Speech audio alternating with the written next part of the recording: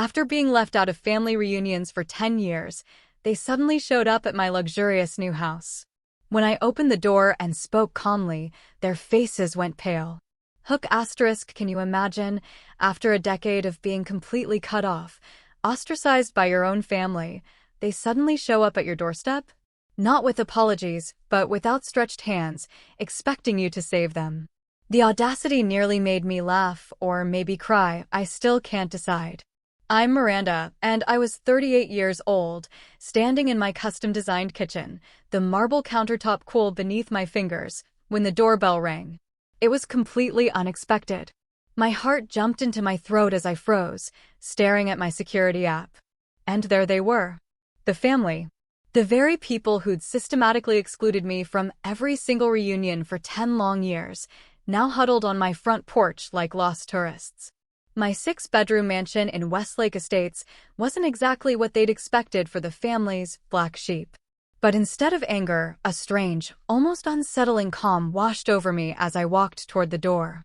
You see, growing up in a middle-class neighborhood on the south side of Chicago shaped more of my identity than I ever realized.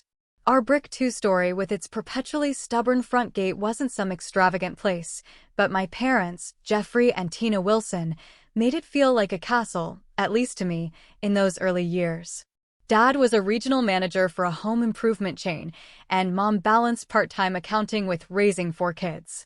I was the second oldest, sandwiched between Marcus, the undisputed golden child, Alicia, who perfected the art of flying under the radar, and Jordan, the baby who could charm his way out of anything. Our family dynamic seemed normal enough at first. Every Sunday meant dinner at Grandmother Eleanor's sprawling colonial house across town. The whole extended family would gather, adults clustered in the formal living room, while us kids were banished to the basement or backyard. Grandmother Eleanor presided like a queen, and her right hand was Aunt Patricia, my father's oldest sister. She'd circle the room with sharp eyes, cataloging everyone's successes and, more often, their failures. Her husband, Uncle Robert, would just nod along, a permanent look of boredom in his eyes. They had twin daughters, Ashley and Bethany, my exact age, but who always had newer clothes and fancier toys. Then there was Aunt Margaret, my father's youngest sister, who compensated for her position with extra judgment. She'd constantly compare her 3 sons to each other and to us cousins, creating a toxic competition none of us had signed up for. I didn't realize how much appearances mattered to my family until I was about 9. That summer, I discovered painting. While the other kids played softball in grandmother's meticulously maintained yard, I'd sit under the old oak tree with my sketchbook, trying to capture the way light filtered through the leaves. I remember Aunt Patricia stopping beside me, her shadow falling across my drawing. "Wouldn't you rather play with the others, Miranda?" Her voice dripped with false concern. "It's not good to be so different." That word, different, would follow me throughout my childhood, always spoken with the same inflection you might use to describe a mysterious rash. Despite that undercurrent, I truly loved our family traditions. The annual summer reunion at Lake Michigan was my absolute favorite. For one glorious weekend, we'd rent cabins along the shore. The adults would relax their iron grip on decorum, and we'd have cookouts on the beach, swimming contests, and nighttime bonfires where Uncle Robert would tell ghost stories that gave me delicious shivers. But everything changed when I turned 16. Dad's company downsized, eliminating his position with a coldness that absolutely shocked our family.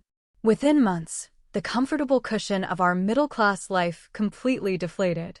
Mom took on full-time work, plus evening bookkeeping for local businesses.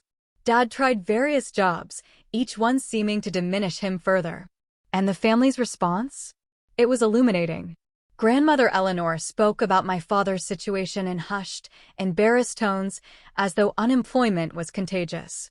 Aunt Patricia offered helpful suggestions that were thinly veiled criticisms. Only Aunt Margaret's husband, Uncle David, actually helped, connecting Dad with a few business contacts. As our financial situation deteriorated, so did my parents' relationship. The warmth between them cooled, replaced by tense discussions about bills behind closed doors. Marcus responded by becoming even more perfect, maintaining his stellar grades and baseball stardom. Alicia withdrew further into herself, and Jordan acted out in ways that added stress to our already strained household. Me? I retreated into my art. The garage became my sanctuary, where I could escape the heaviness that had settled over our home. With salvaged materials and discount craft supplies, I created a world where beauty could emerge from chaos. My parents viewed my artistic pursuits with a mixture of confusion and tolerance, a hobby to be outgrown when reality demanded more practical concerns. By the time I reached my senior year of high school, our family had adapted to our new normal. Dad found steady work managing a hardware store, and while it didn't restore our previous lifestyle, it stopped the financial bleeding. The family dynamics, however, had shifted permanently.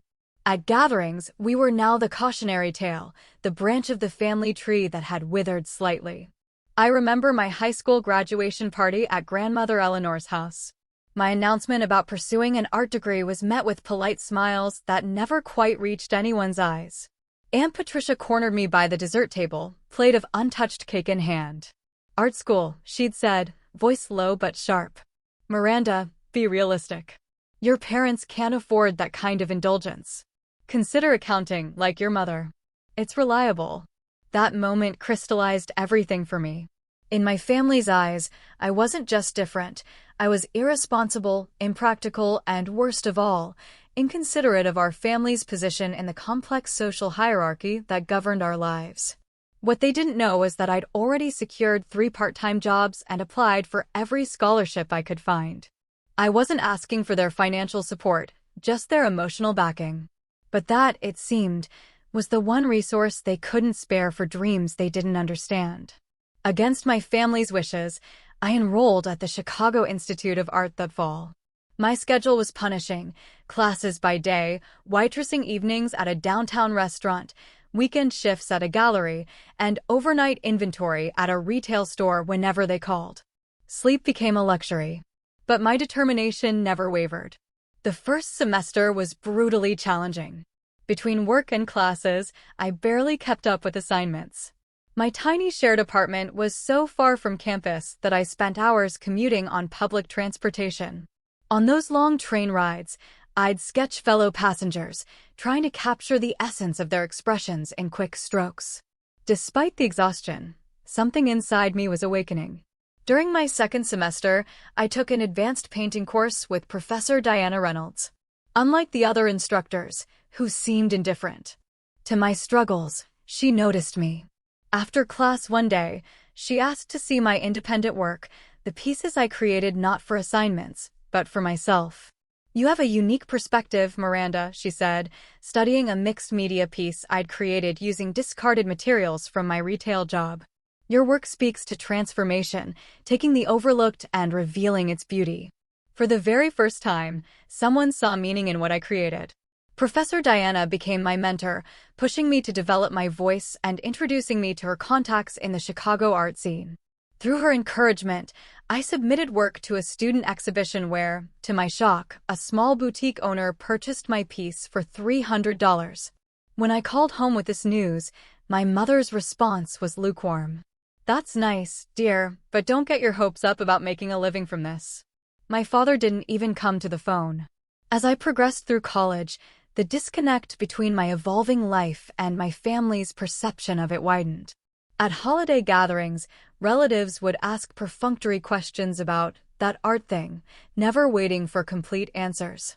Meanwhile, Marcus's business school accomplishments and internship at a prestigious firm were discussed in reverent detail. By my junior year, I'd finally found my artistic stride. My work combined traditional painting techniques with repurposed materials, creating textured stories of urban life and transformation. Professor Diana connected me with a small gallery that featured emerging artists, and to my astonishment, all 3 of my submitted pieces sold on opening night. The validation was intoxicating. For years, I'd heard that my path was impractical, even selfish. Now, strangers were paying to hang my vision on their walls. I began building a portfolio website and networking with local designers and galleries. By graduation, I'd secured a position at Bradshaw Design, a small but respected firm specializing in commercial installations. I called my parents with the news, hoping they'd finally see that my path was viable. "A real job," my mother said, relief evident in her voice. "That's wonderful, Miranda.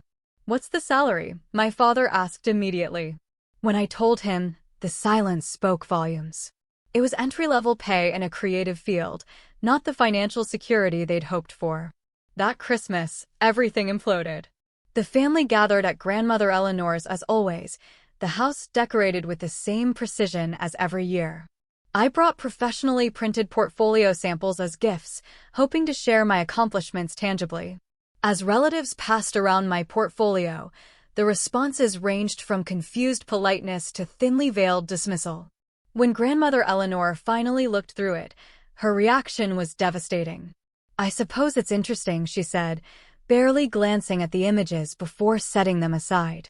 Then, looking directly at me, she added, "When are you going to start taking life seriously, Miranda?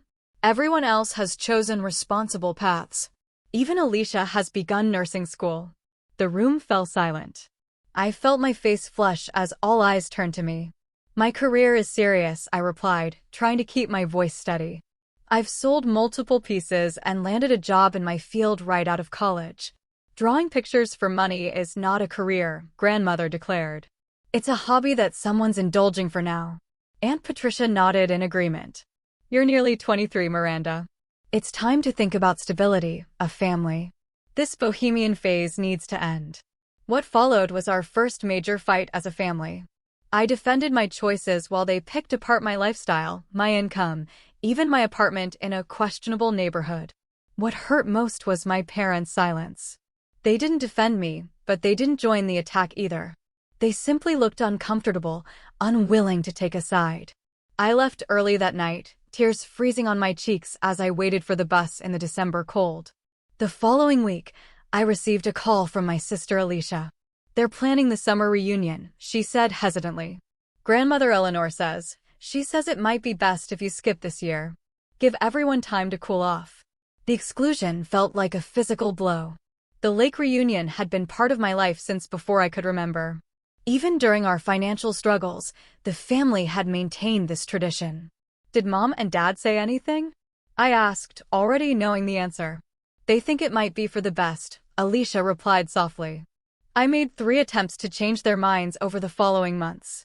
I called my parents, wrote a letter to Grandmother Eleanor, and even tried speaking with Marcus, hoping his golden child status might give him some influence. Each effort met with gentle but firm rejection. The message was clear: conform or be excluded. That summer, while my family enjoyed the lake tradition without me, I worked overtime at Bradshaw Design and used my earnings to take a weekend art workshop in Michigan. It wasn't the same, but I told myself it was a step toward building my own traditions. I didn't know then that this first exclusion would stretch into 10 years of increasingly distant relations with a family who had once been my entire world. After 2 years at Bradshaw Design, I received an opportunity that would change everything: a junior designer position at Lexington Creative in New York City. The salary wasn't much higher than what I was making in Chicago, but the potential for growth and connections made it impossible to refuse. Moving to New York was both exhilarating and terrifying. The city's energy matched my creative ambitions, but the cost of living was staggering.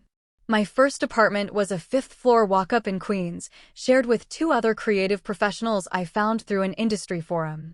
My bedroom was barely larger than the twin mattress it contained, but the living room had perfect northern light for painting. Those first months tested every ounce of my determination. The design firm's pace was relentless, with clients expecting miracles on impossible deadlines. I worked 14-hour days, then came home to hustle on freelance projects just to make rent. More than once, I questioned whether my family had been right about my choices. The turning point came 6 months into my New York life. At a gallery opening, I'd been invited to by a colleague. That's where I met Stephanie Chun, a marketing executive who would become the sister I needed in my new life. We bonded over being Midwestern transplants trying to navigate the complexities of New York's social and professional scenes. Everyone here is faking confidence until something finally clicks, Stephanie told me over cheap wine and plastic cups. The secret is to keep showing up with something distinctive to offer. With Stephanie's encouragement, I began developing a side portfolio of installations that combined practical design elements with my fine art background. I created functional pieces that told stories, room dividers made from salvaged architectural elements, lighting fixtures that projected subtle narratives across walls. At Lexington, I was assigned to a challenging hotel lobby redesign where the client kept rejecting conventional approaches. In frustration, my supervisor gave me a chance to present my concepts. I proposed an installation that incorporated elements of the building's history with modern functionality. To everyone's surprise, the client loved it. That project became my calling card. Photos of the finished lobby circulated in design publications, and my name was mentioned as an emerging talent. Within 18 months of moving to New York, I was promoted to senior designer with my own small team. Throughout this professional evolution, my relationship with my family continued to deteriorate. I called home monthly, but conversations were superficial. My parents never asked about my work beyond whether I was still at that company. Holiday visits became exercises in emotional endurance, with relatives treating my career as a quirky phase rather than a legitimate profession. When my cousin Bethany got married, I flew back to Chicago for the wedding, hoping the celebration might ease some of the family tension. Instead, I found myself seated at the distant acquaintances' table while everyone else was arranged by family connection. The message couldn't have been clearer if they'd posted a sign. After the reception, Aunt Patricia approached me with a glass of champagne and false warmth. "Miranda, you look interesting. New York fashion, I suppose." "Just my style," I replied, trying to maintain politeness. "Your mother mentions you're still doing the design thing. Have you considered coming back to Chicago? I know a wonderful accounting firm that's hiring." Before I could respond, she continued, "The family misses you at our gatherings, but you understand why grandmother feels it's better this way. Your choices reflect on all of us, after all." I left the wedding early and extended my hotel stay rather than sleeping at my parents' house as planned. The next morning, I called and told them I needed to return to New York for work. The relief in my mother's voice was unmistakable. 2 years later, when my mother needed surgery for a benign tumor, I flew home immediately. I arrived at the hospital with flowers and a stack of magazines, only to find the waiting room filled with relatives who looked genuinely surprised to see me. "We didn't think you'd come," Aunt Margaret said bluntly. "She's my mother," I replied, struggling to keep my voice even. Grandmother Eleanor, now using a cane but no less imperious, looked me up and down. "Well, you're here now, but perhaps wait until after the immediate family has visited." "I am immediate family," I insisted. Aunt Patricia took my arm, steering me toward the hallway. "Miranda, don't make a scene. Your lifestyle choices have been difficult for your parents. Your mother needs calm and support right now, not tension." I stood in that sterile hospital hallway, suddenly understanding that no professional achievement would ever be enough to restore my place in that family. In their narrative, I was permanently cast as the selfish one who had chosen personal fulfillment over family obligation. After ensuring my mother was recovering well, I returned to New York and threw myself completely into building my career and creating a life that didn't depend on the approval of people who couldn't see my value. Over the next few years, I built a reputation that allowed me to launch my own design studio. Miranda Wilson Designs started small, just me and an assistant working out of a converted warehouse space in Brooklyn. But word spread about our unique approach to commercial and residential spaces. Each project built on the last, attracting clients who wanted something beyond the conventional. My family's awareness of my growing success came primarily through social media, where distant relatives would occasionally comment on my professional page. But direct communication remained minimal. I wasn't invited to the next family reunion, or the next, or any family gatherings at all. Birthdays and holidays were marked by brief phone calls that felt like obligations rather than connections. I stopped reaching out as frequently, protecting myself from the constant, subtle rejections. The pain never fully disappeared, but it became a dull ache rather than the sharp stab it had once been. Instead, I focused on nurturing the relationships that supported my authentic self. Friends like Stephanie, who celebrated my successes without qualification, colleagues who respected my vision, and eventually, clients who valued my unique perspective enough to pay premium prices for it.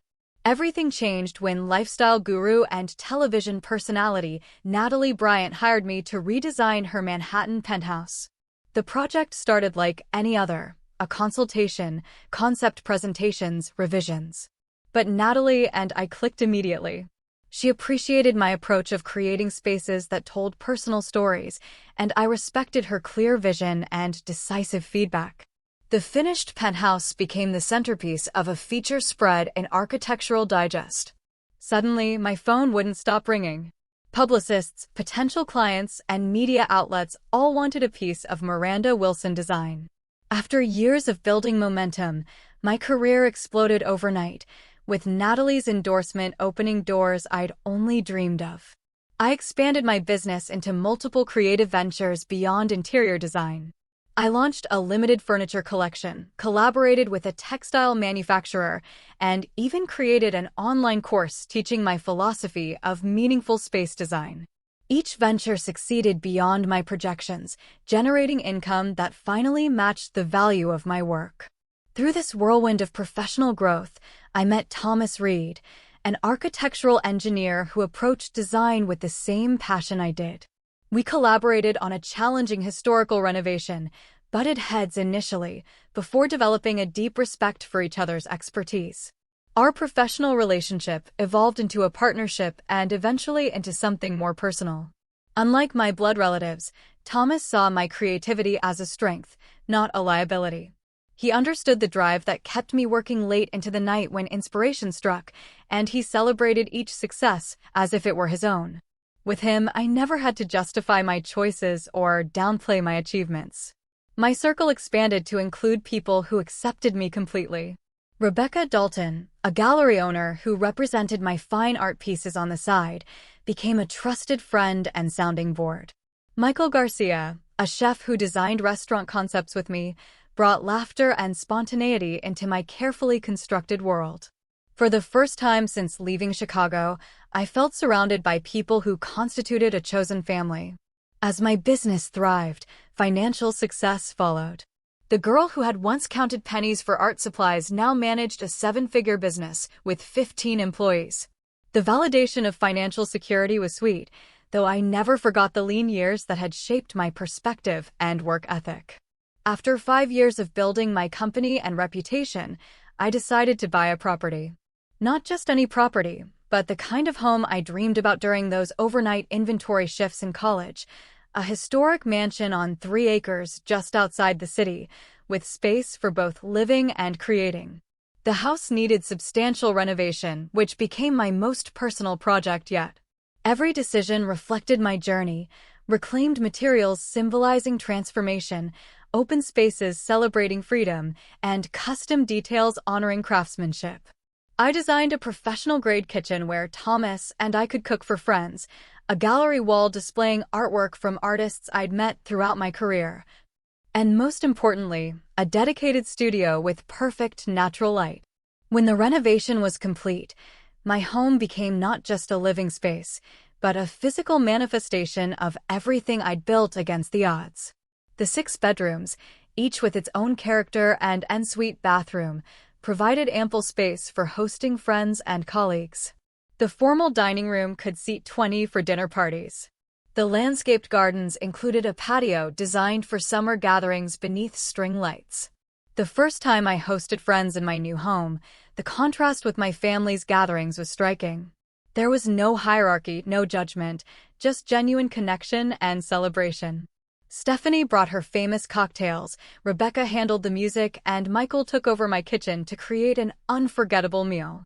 Thomas watched me throughout the evening, his expression soft with understanding. "This is what family should feel like," he said quietly, squeezing my hand as we watched our friends laughing on the patio. I nodded, unable to speak past the lump in my throat. He was right.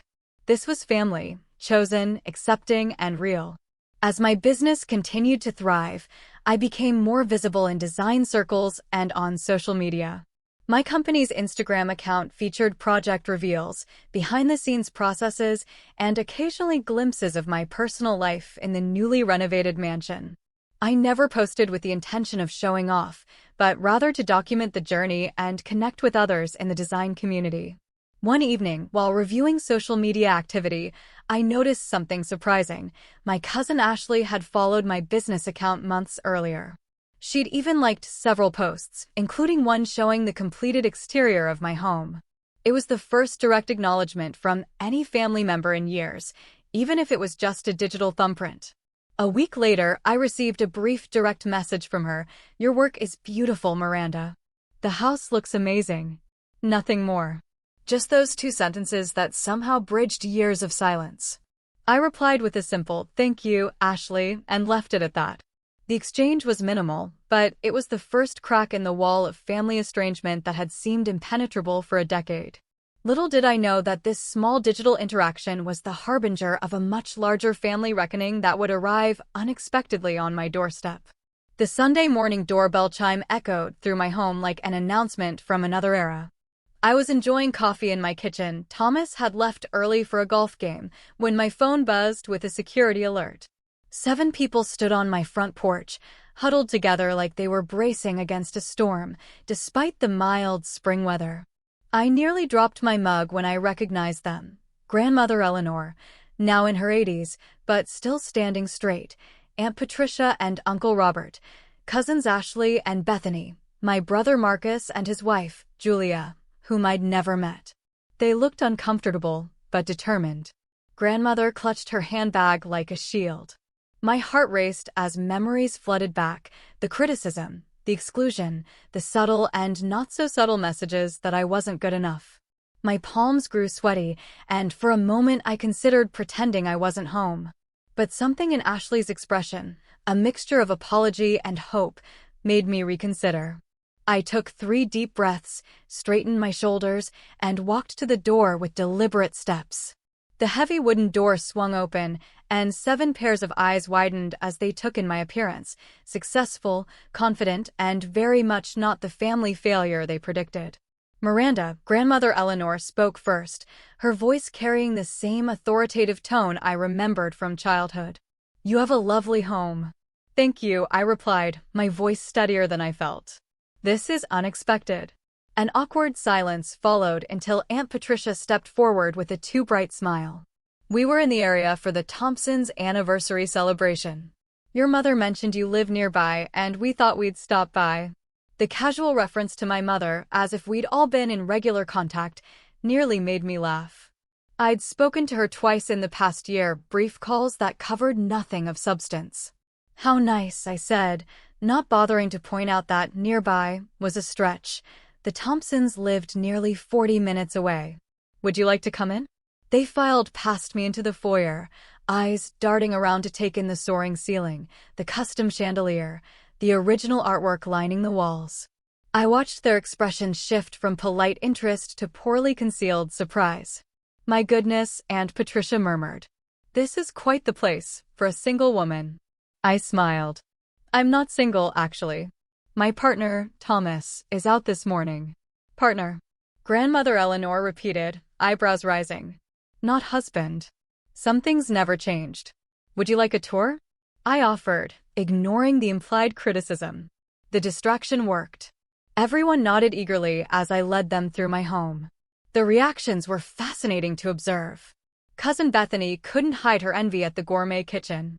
Uncle Robert lingered in my home office, studying the awards and press features framed on the wall.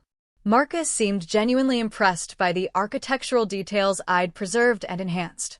When we reached the back of the house, where glass walls overlooked the landscaped garden and patio, Grandmother Eleanor turned to me with an expression I couldn't quite read. "You've done well for yourself," she said, sounding almost accusatory. "Your artistic inclination seems to have paid off after all." "They have," I confirmed, neither apologetic nor boastful. "Would everyone like some coffee or perhaps brunch?" I wasn't expecting company, but I can put something together. We settled in the living room with coffee and hastily arranged pastries from my freezer. The conversation remained superficial, weather, traffic, safe topics that skirted the decade of estrangement between us. I answered their careful questions about my business, providing just enough information to be polite without revealing anything truly personal. Then Aunt Patricia cleared her throat, setting down her coffee cup with a deliberate motion that immediately put me on alert. "Miranda, we've been thinking about family lately," she began, her voice taking on the persuasive tone I remembered from childhood disagreements. "Jordan is finishing high school next year, you know. He's quite gifted in mathematics. MIT has shown interest." I nodded, waiting for the point that I knew was coming. "College is so expensive these days," she continued. "Your parents have been saving, of course, but with your father's early retirement and your mother's reduced hours." So there it was. After 10 years of exclusion and judgment, they'd arrived at my door looking for financial assistance. The realization should have hurt, but instead, I felt an odd sense of clarity. Uncle Robert jumped in, clearly sensing my hesitation. "Actually, Miranda, I've been developing a new venture, premium home goods with artisanal touches. Right up your alley. The investment opportunity is tremendous, with your industry connections." "Robert." Grandmother Eleanor interrupted sharply. "That's not why we're here." But her eyes told a different story. I could read the calculation there, the reassessment of my value to the family now that I had resources they might benefit from.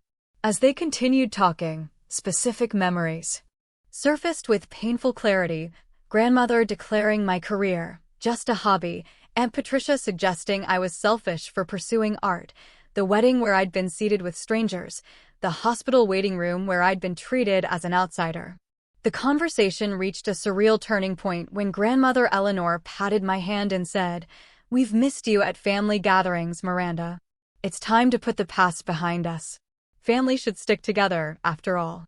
The audacity of her statement broke something loose inside me.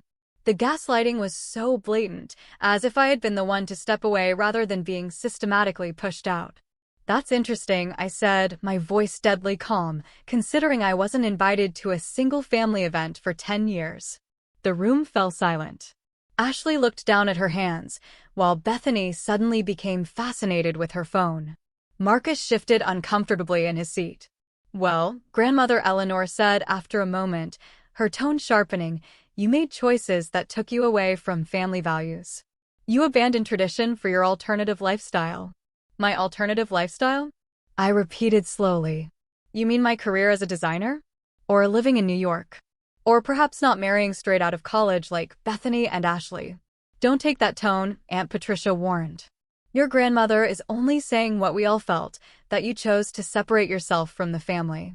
I took a deep breath, feeling a decade of suppressed words rising to the surface. When I spoke, my voice was steady and clear. "No, Aunt Patricia. I didn't choose separation. I chose to pursue my passion and build a life that reflected my values. You, all of you, chose to exclude me because I didn't fit your narrow definition of success. You stopped inviting me to reunions. You seated me with strangers at Bethany's wedding. You told me I wasn't immediate family enough to visit my own mother in the hospital." Their faces registered shock at having these moments named so explicitly.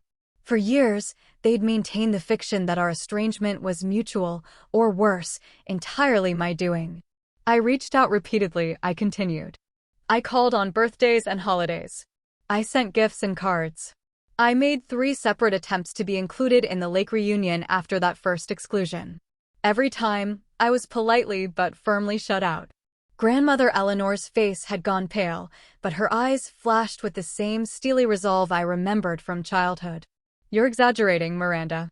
We always welcomed you when you made the effort." The blatant rewriting of history might have infuriated me once, but now it just confirmed what I already knew. Reconciliation would be impossible without acknowledgement of the past. Before I could respond, my phone chimed with a text. Stephanie was checking if we were still on for our Sunday afternoon plans. The timing couldn't have been more perfect, a reminder that I had built a supportive circle while my biological family had chosen to exclude me. Just as the tension in the room reached its peak, the doorbell rang again. I excused myself, relief washing over me as I opened the door to find Stephanie right on time despite my failure to confirm our plans. "Hey, I brought those fabric samples," and she stopped, noticing my expression. "What's wrong?" "Family visit," I said quietly. "First contact in years." Understanding immediately, she squeezed my arm. "Want me to go?" "No," I replied firmly. "Come meet my relatives. They should see what actual support looks like." When I returned to the living room with Stephanie, the contrast between my chosen family and biological relatives couldn't have been more stark. Stephanie moved through the space with genuine comfort, complimenting specific design elements she knew I'd worked hard on. She greeted everyone warmly, but positioned herself subtly at my side, a silent ally. "This is my dear friend Stephanie," I introduced her. "She's the marketing genius behind several of my most successful launches." The expressions on my relatives' faces ranged from confusion to discomfort as they realized they were no longer alone with me. The dynamic had shifted, and their united front against me had been disrupted. Grandmother Eleanor barely acknowledged Stephanie before turning back to me. "As I was saying, Miranda, family obligations go both ways. Perhaps if you had made more effort." "I think we both know that's not accurate, Grandmother," I interrupted gently but firmly. "I made efforts, consistent efforts, for years. They were rejected." An uncomfortable silence fell over the room. Finally, to my surprise, it was Marcus who spoke up. "She's right," he said quietly. "We didn't make it easy for Miranda to stay connected." Aunt Patricia shot him a warning look, but he continued. "I remember when she called about the lake reunion that second year. Mom told her it was family only, as if she somehow wasn't family anymore." His unexpected support created a hairline fracture in the family's unified narrative. I could see Grandmother Eleanor reassessing, calculating how to maintain control of the situation. "Water under the bridge," she declared, waving a dismissive hand. "We're here now, reaching out. Family helps family, Miranda, and we could use some help with Jordan's education." The naked transactionalism of her statement hung in the air. 10 years of rejection, followed by an appearance at my door when they discovered I had resources they wanted. I set my coffee cup down carefully before responding. "I understand family helping family, Grandmother. But that requires actual family relationships, not just showing up when it's convenient or advantageous." "What are you saying?" Aunt Patricia demanded, color rising in her cheeks.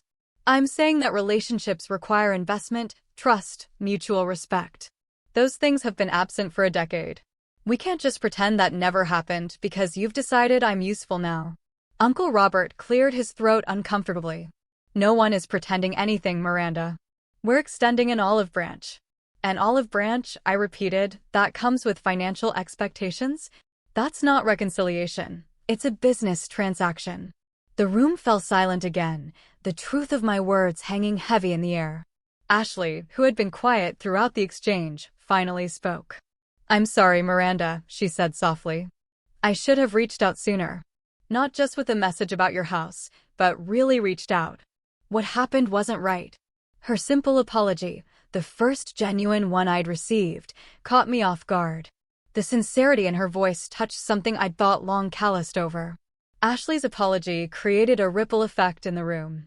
Bethany looked uncomfortably at her hands, while Marcus nodded slowly, as if confirming something to himself. Only Grandmother Eleanor, Aunt Patricia, and Uncle Robert maintained their defensive postures. "I appreciate that, Ashley," I said, genuine warmth entering my voice for the first time since they'd arrived. "That means a lot to me." Grandmother Eleanor's cane tapped impatiently against the hardwood floor. "This emotional display is unnecessary. We came to reconnect as family." "No," I replied, finding strength in the clarity that had been building within me. "You came because you discovered I have resources that might benefit the family. That's not the same as wanting to reconnect." I stood up, feeling steadier than I had all morning. "Let me be clear about my boundaries. I'm open to rebuilding relationships with family members who genuinely want connection, who acknowledge the past hurt and want to move forward authentically. But I won't provide financial assistance or business connections to people who have excluded me for a decade and now see me as useful." Aunt Patricia's face flushed with anger. "After everything this family did for you, What exactly did you do for me? I asked quietly. When I worked 3 jobs to put myself through college. When I struggled in New York. When I built my business from nothing. Where was this family then? She had no answer, just sputtering indignation. Miranda, Grandmother Eleanor said, her voice taking on the sharp edge I remembered from childhood scoldings. Your attitude is exactly why distance developed. This selfishness. This refusal to prioritize family needs. Stephanie, who had been silent but supportive beside me, suddenly spoke up. Excuse me, but from what I've heard, Miranda reached out consistently for years. That doesn't sound selfish to me. This doesn't concern you, Grandmother snapped. Actually, it does, I countered. These people are my family now. Stephanie has been there for every success and failure. She showed up when biological relatives chose not to. I gestured toward the photographs displayed on my bookshelf, images of celebrations with friends, Thomas and me at industry events, group vacations to the coast. This is my support system. These people chose me, and I chose them. They don't judge my career or lifestyle. They celebrate my successes without qualification. The tension in the room was palpable as my declaration hung in the air. Grandmother Eleanor's face had gone from flushed to pale, her lips pressed into a thin line of disapproval. Well, she said finally, rising from her seat with as much dignity as her aging frame allowed. I see we've wasted our time here. Your priorities are clearly elsewhere. Aunt Patricia and Uncle Robert stood immediately, like soldiers responding to a commander. But to my surprise, Marcus remained seated, as did Ashley and Bethany. I'm staying, Marcus said quietly. Miranda and I have catching up to do. Grandmother Eleanor looked at him with genuine shock. Marcus, we're leaving. You can go ahead, he replied, meeting her gaze steadily. Julia and I drove separately.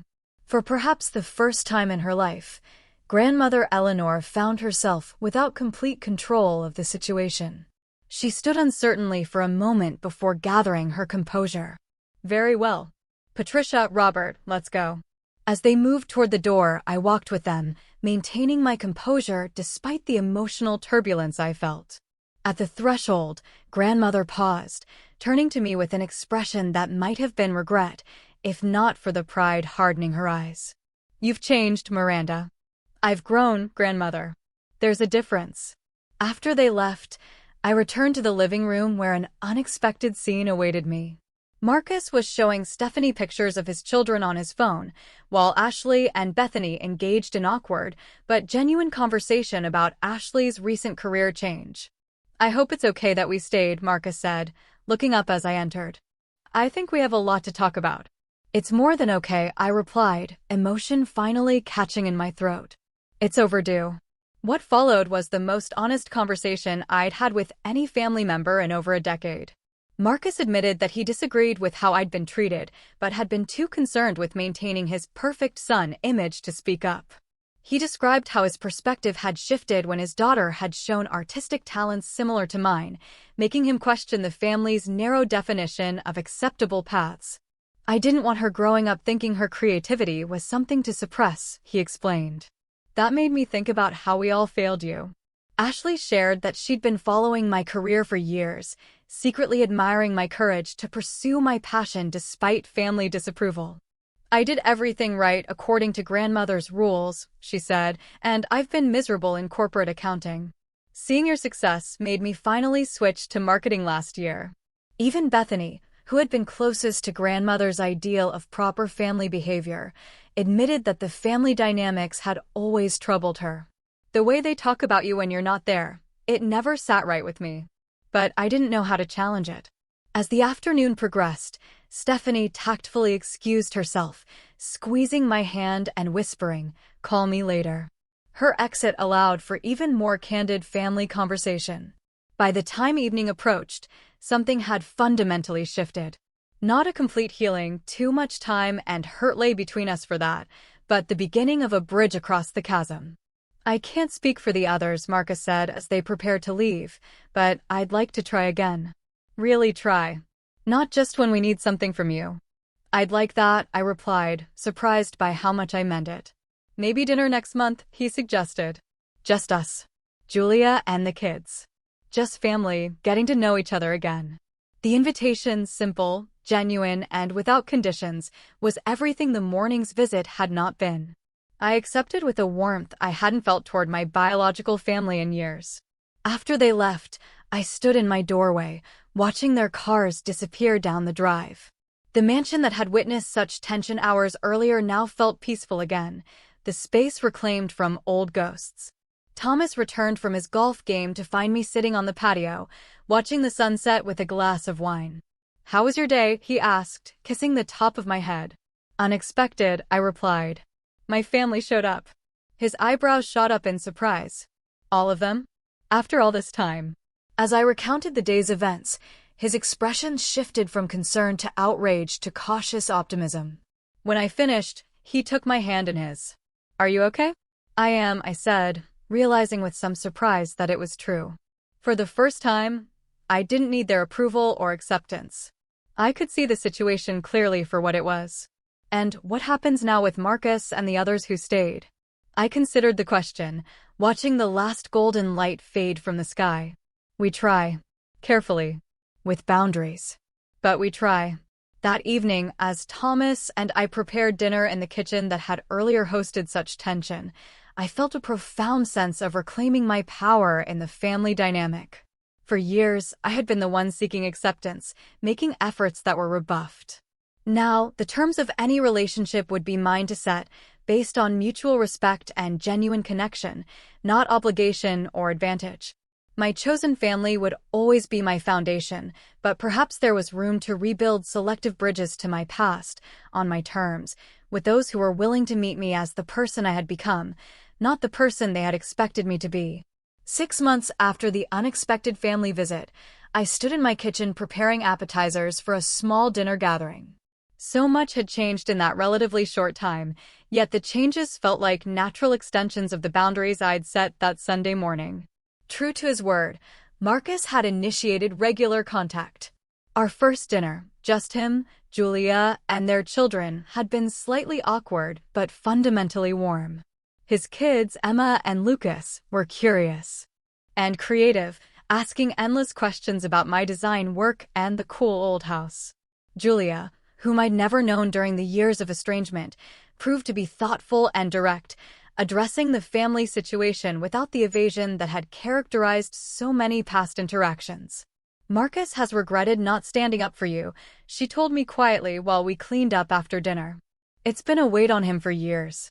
Monthly dinners with Marcus's family became a new tradition, one built on genuine interest rather than obligation. Sometimes we met at restaurants, other times at their home or mine. Each gathering felt more natural than the last, as we discovered the adults we had become beyond the childhood roles we'd been assigned. Ashley, too, had made consistent efforts to rebuild connection. We began with coffee meetings where conversation stayed light, gradually progressing to more meaningful exchanges. She confided her growing dissatisfaction with the narrow path our family had prescribed, and I found myself in the unexpected role of mentor as she considered career changes. "I always envied your courage," she admitted during one of our talks, even when I was parroting grandmother's disapproval. "Part of me wished I could break free like you did." Not every family relationship could be salvaged.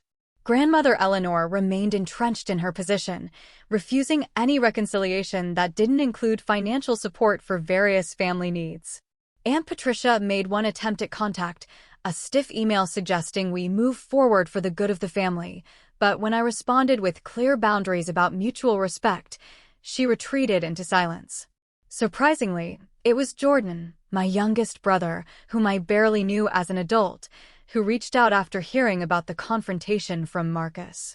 We connected first through text messages, then video calls that revealed a thoughtful young man struggling against the same family expectations I had faced. His mathematical brilliance was genuine, but his passion for music had been systematically suppressed in favor of practical pursuits. "They talk about you like a cautionary tale," he told me during one late-night call, "but your life looks amazing from where I'm sitting." With my encouragement, he applied to universities with strong programs in both mathematics and music. When he received multiple acceptances, I offered to help with expenses, not because family obligation demanded it, but because I genuinely wanted to support his authentic path. As my biological family relationships evolved, I continued nurturing the chosen family that had sustained me through the years of estrangement. Thomas and I hosted monthly dinner parties that brought together friends, colleagues, and now, the relatives who had earned their place at our table. These gatherings bore little resemblance to the hierarchical, judgment-filled family events of my childhood.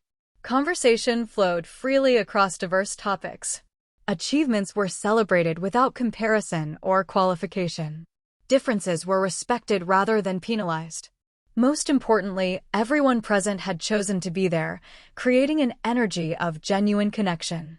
At one such gathering, as I looked around my dining table at the blend of chosen and biological family, Stephanie raised her glass in a spontaneous toast. "To Miranda," she said, "who taught us all that family is defined by love and respect, not merely by blood."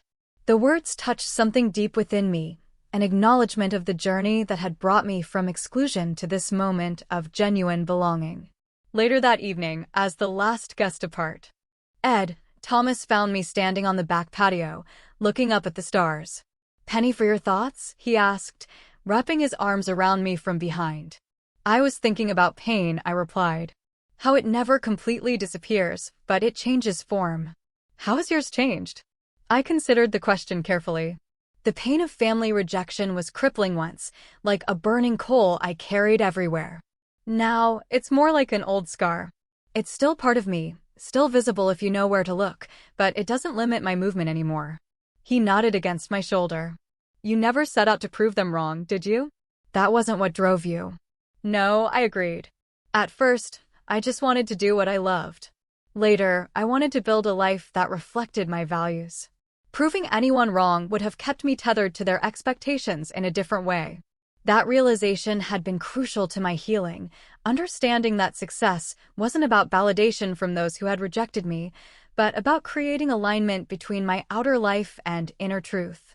The family reunion drama had taught me that forgiveness didn't require forgetting. I could acknowledge the hurt caused by years of exclusion while still opening myself to new, healthier connections with those family members willing to meet me halfway. Forgiveness wasn't about erasing the past, but about preventing it from determining my future. I had also learned that some relationships couldn't be salvaged, and that was okay. Grandmother Eleanor and Patricia and others would likely never see beyond their narrow definition of family obligation. Accepting this reality wasn't cynical. It was necessary for my well-being. Most importantly, I discovered that family could be a blend of biological connections and chosen bonds. The people who gathered in my home shared no single defining characteristic except their capacity for mutual respect and genuine care. Some shared my DNA, others only my experiences, but together, they formed the support system that enriched my life. 1 month later, I hosted the first holiday gathering in my home. The guest list was carefully curated, only those who had demonstrated respect for boundaries and genuine interest in connection. Marcus and his family came, as did Jordan, home from his first semester at university. Ashley brought her new boyfriend, and Bethany came solo, having recently separated from her husband. They mingled easily with Thomas, Stephanie, Rebecca, Michael, and other friends who had been my lifeline during the years of family estrangement. The contrast with the rigid, hierarchical holiday gatherings of my childhood couldn't have been more striking. As we gathered around the table I had designed and built with my own hands, I realized I had created something my family had never managed despite their obsession with appearances, a genuine community based on acceptance rather than conformity. The pain of rejection had transformed into the wisdom to build something better. The exclusion had freed me to define family on my own terms. The judgment had taught me the value of acceptance. Standing at the head of that table, I felt a profound sense of peace wash over me. The journey from rejected black sheep to confident creator of my own life had been long and often painful, but looking at the faces of those who had chosen to be present and whom I had chosen in return, I wouldn't have changed a step of that path. Life offers no guarantees about who walks beside us throughout our journey. People we expect to support us may fall away. Strangers may become essential companions. The only certainty is our power to remain true to ourselves and to nurture connections that honor our authentic being. So, what would I say to someone facing family rejection like I once did? Perhaps simply this: your worth isn't determined by those who cannot see it. Your path doesn't require universal approval to be valid. And family, true family, is defined not by obligation, but by love, respect, and the courage to see each other clearly.